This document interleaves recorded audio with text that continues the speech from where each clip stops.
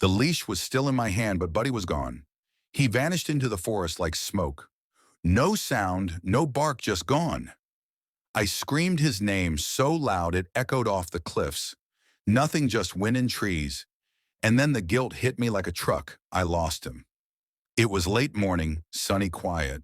The kind of day that feels too perfect to break your heart. We were hiking along the North Fork Trail near Bend, Oregon. My wife had packed sandwiches. The kids were running ahead laughing.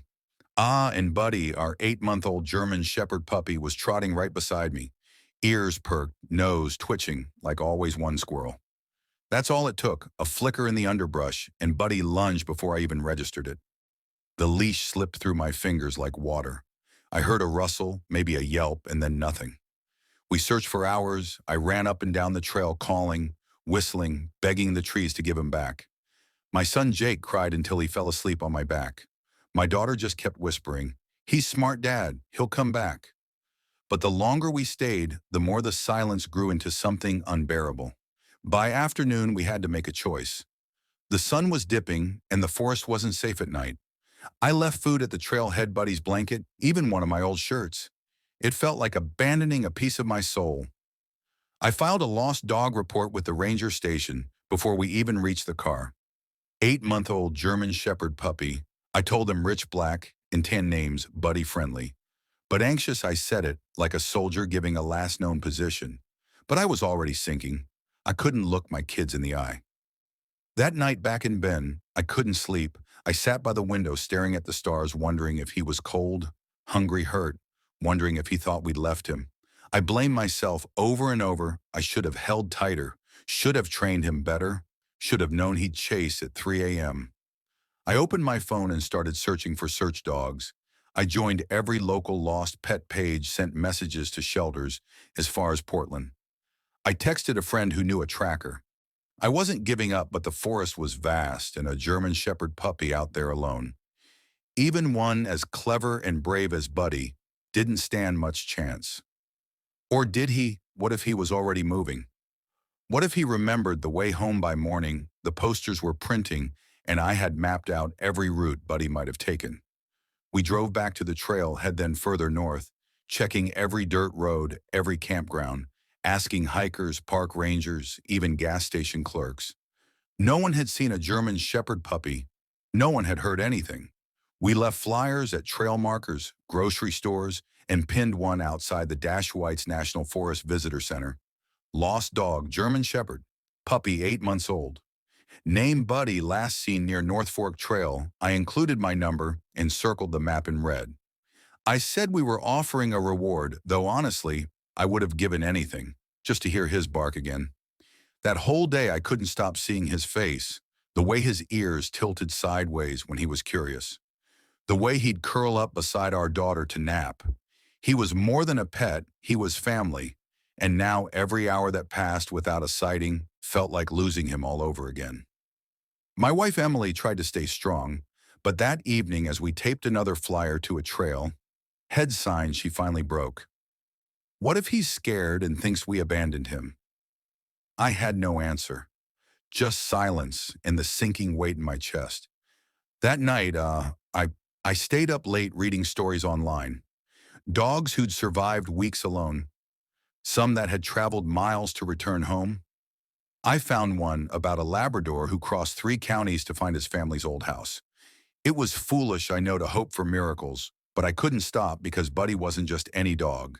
He was our Buddy, our brave, clever, stubborn boy. And I kept thinking if there's any dog who would try to find his way back, it's him. By day 3, my phone rang. "I think I saw your dog," a woman said, near Tumalo. Big Puppy looked tired, but he was walking like he had somewhere to be. Tumalo was northwest in the direction of Salem. My heart leapt. Could it be?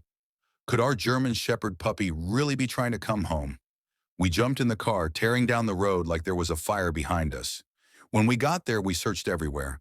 Nothing but the woman's description matched him exactly: black and tan, thin, but moving fast, had a determined look. I stared out at the fields and winding roads. He could be anywhere. And yet I felt something shift inside me. He was alive and he was moving. He wasn't wandering. He had a destination.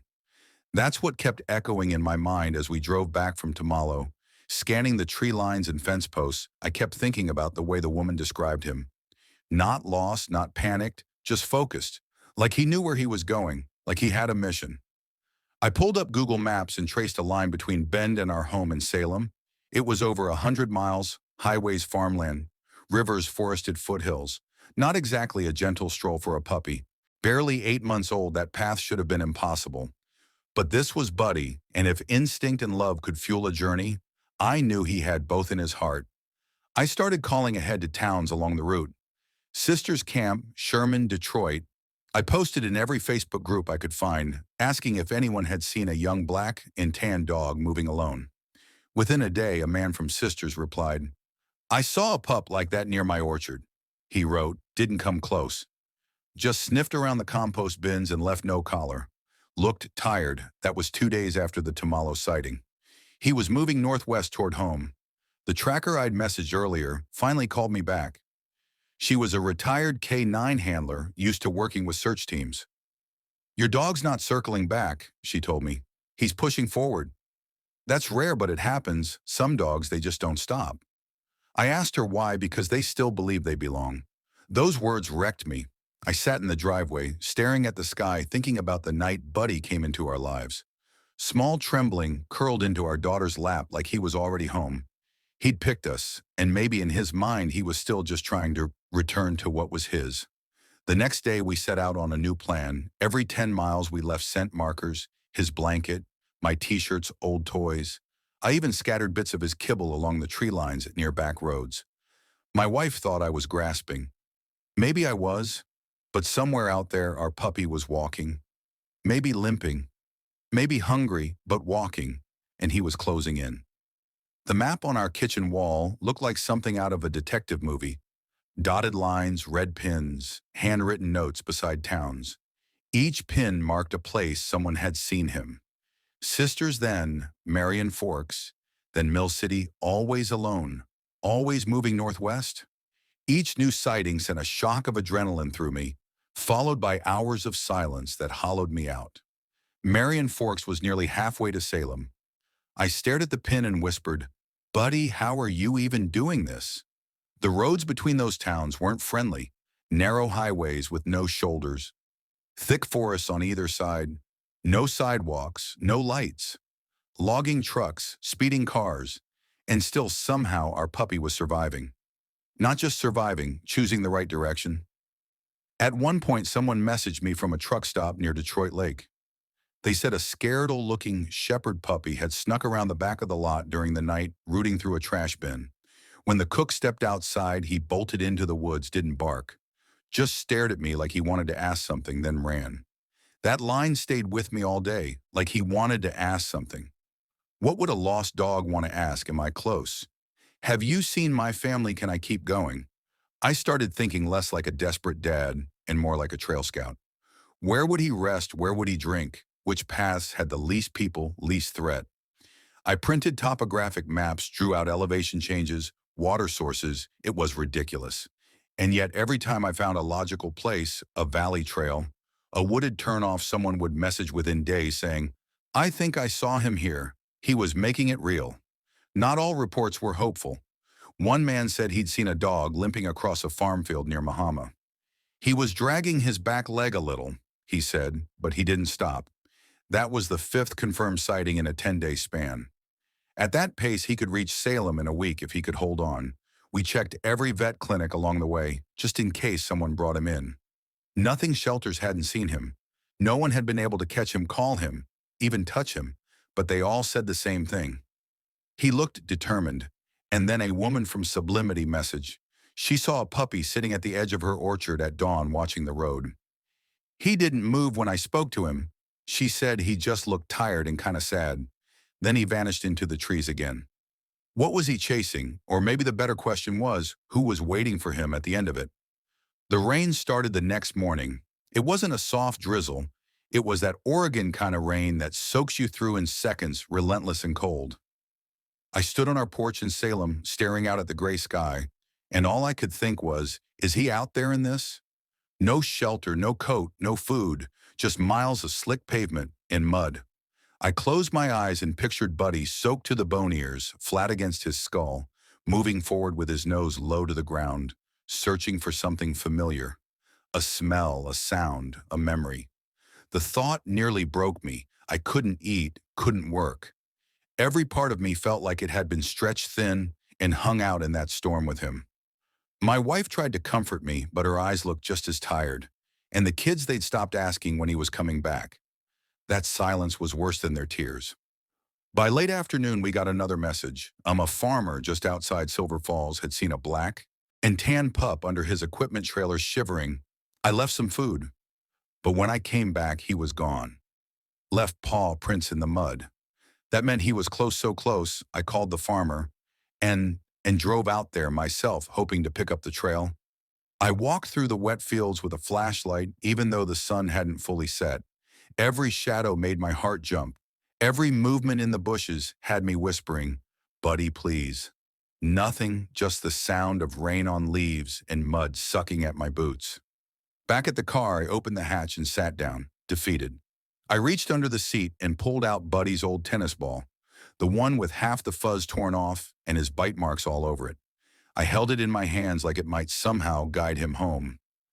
That's when I remembered something. Back when we first brought him home, Buddy used to sneak out of his bed at night and curl up beside my boots. Not my wife's, not the kids' mine. He'd just lie there pressing against the leather like he needed the scent to sleep. I didn't realize it then, but now I see what it meant. I was his person. And no matter how lost he was out there, I had to believe that bond still meant something. I put the tennis ball down in the grass under the trailer and left my jacket beside it. Then I sat in the driver's seat and waited. Engine off, windows, cracked rain, drumming like a clock. An hour passed, then two. I didn't see him that night, but in the morning, the jacket was damp and dirty, and the ball had been moved just slightly, like someone had nudged it with their nose. He was still out there, still trying to find his way back. 3 days later, we got the call I'd been praying for. An older couple near Satin left a message on our flyer hotline. "We think your dog was in our yard this morning," the man said. Black and tan, medium size, looked young, wouldn't come near us, but he sat under our tree for almost an hour. My hands shook as I called them back. The wife picked up. "He was so tired looking," she said softly. We put out some eggs and rice. He didn't eat right away, just stared at the front door like he was waiting for someone to come out. I asked if she still had the food. She did. I asked if I could bring one of Buddy's blankets and leave it nearby, just in case he returned. She agreed without hesitation. When I arrived, the first thing I noticed was how quiet it was.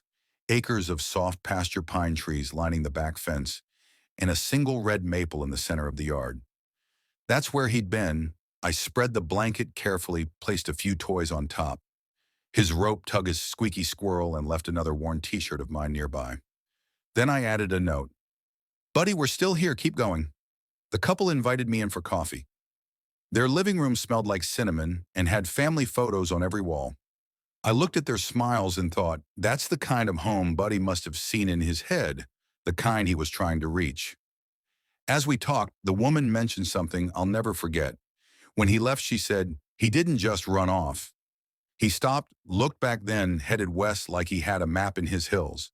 It gave me chills because west meant home. That night back in Salem, I barely slept. Every sound outside made me wonder, was that a twig snapping? Was that the jingle of his collar? I imagined him just one block away sniffing the sidewalk, catching the scent of our front yard. The next morning, I opened the front door before sunrise. Nothing, just wind and quiet, and that deep ache again. But then just after noon, another message came in. A woman on the edge of spotted a young dog on the gravel road behind her barn. She said he was limping slightly but still moving, still pushing forward. He didn't bark, didn't growl, just looked at her, then disappeared behind the blackberry bushes. Every single time the description was the same. Black and tan, lean-focused, silent. Our puppy, I pinned his path on the map again.